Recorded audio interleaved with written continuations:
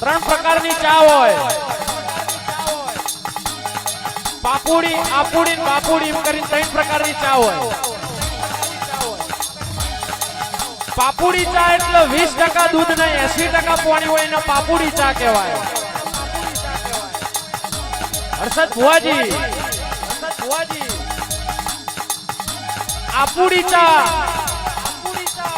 આપુડી ચા માં એવું હોય કે 50% પાણી હોય 50% દૂધ હોય એટલે એને આપુડી ચા કહેવાય. અને ત્રીજા નંબરની ચા આવે બાપુડી ચા. એ બાપુડી ચા માં એવું હોય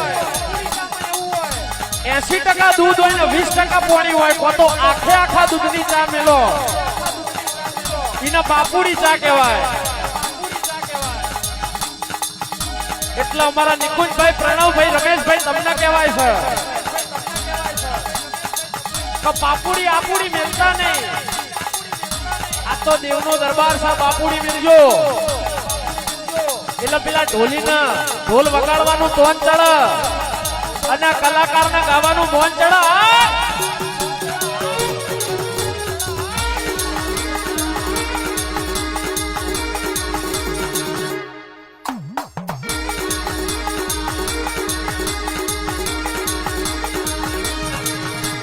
બોલવા મોટી